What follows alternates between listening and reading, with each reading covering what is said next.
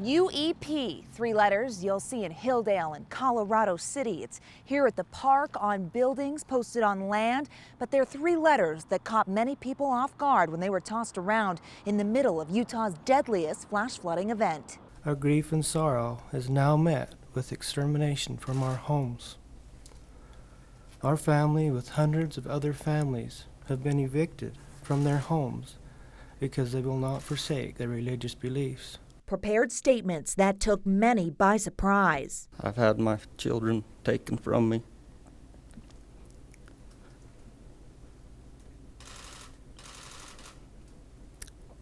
As was stated in the statement, I believe religious genocide. It was the first look at the 3 survivors of the deadly flash flooding. Just days after the tragedy, the 3 little boys remained quiet as their fathers referenced the financial trust in the town, the United Effort Plan. Those fathers were not with their families, and it had nothing to do with the UEP. And for them to use their soundbite and read a statement that was critical of the state of Utah or the state of Texas or the UEP, I believe was a little bit of grandstanding that was inappropriate. Jethro Barlow is an accountant, Hildale resident, and consultant for the UEP. He says the trust works to place families back in the homes they built. The prophet of the FLDS Church, Warren Jeffs, kicked many people out of their homes and sent them away after excommunicating them. Many families in Hildale and neighboring Colorado City, Arizona, now pay an occupancy fee and are working toward obtaining the deeds to their homes. People get evicted when they don't pay, refuse to work with the UEP, and are living in a home that doesn't belong to them. A lot of people won't talk, but when they do talk, they tell us compliance with the trust and compliance with the fees and signing a lease with you would be tantamount to losing my standing in the church. Jethro says it's unfortunate that devout FLDS members refuse to cooperate, but he says he did the research and the UEP had nothing to do with the 2 fathers affected by flash floods. Neither of them had been the specific target of any eviction from the trust, before or after. When tragedy struck, the UEP took a hiatus from the evictions. It lasted a few weeks, but Barlow says it's court-ordered to continue. In the town of Hildale, it's a bit of a balancing act. It appears this natural disaster hit at a time when the community was already juggling a slew of man-made disasters. The storm just only was a storm on top of a storm. Willie Jessup is the former bodyguard of FLDS imprisoned leader Warren Jeffs. He left the church but still lives in Hildale.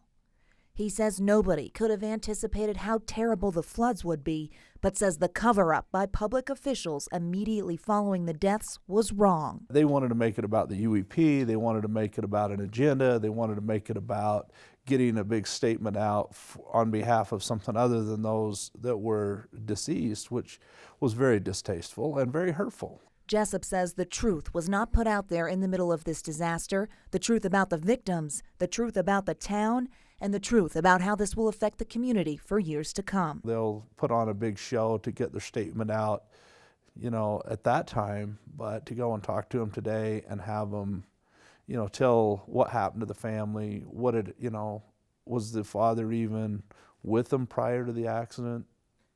He wasn't. We start with the fathers who lost their wives and children.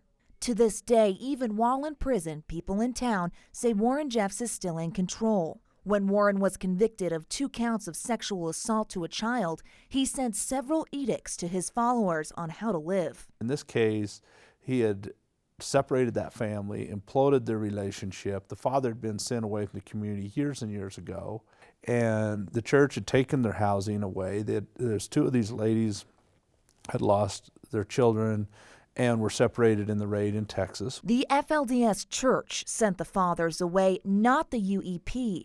Joe Jessup had not had contact with the victims in about 5 years. To go and hold a press conference and hold this father out like they were the Brady Bunch and they lost this big happy family. Yes, there was absolutely family lost, but was it told in the entirety and even accurate to the reality? It seemed extremely disingenuous. The victims' families could be considered a common model of the typical FLDS family.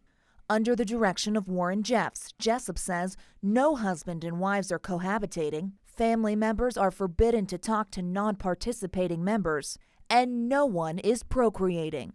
From our video, the youngest children in town appear to be toddlers. The evidence lies in the birth records for the town. They've declined significantly from 467 in 2009 to just 42 in 2013. Most all these people, including the city hall, have been required to separate themselves from their wives and their children. And a lot of the families are taken care of with caretakers. And their houses have been taken from them by the church, not by the UEP or not by the courts. Basic needs of FLDS members are met if you follow the rules of the imprisoned prophet. On top of that, Jessup says every government position held in town is held by a Warren Jeffs follower, and those were the only FLDS church members present at the public memorial for the victims. Very staged. It was just part of the propaganda where I think there was the element, it was better than nothing. Little steps that build toward progress. It's how Jessup says he has to look at it. The victim's burial took place overnight with only certain church members invited. But Willie Jessup remains optimistic. We'll always remember the gratitude they felt for the outside people that came and helped them against what the church has said about outside people. And those positive interactions will force people to question their beliefs. It's the change of behavior, and as a result of that, it's a long-term change.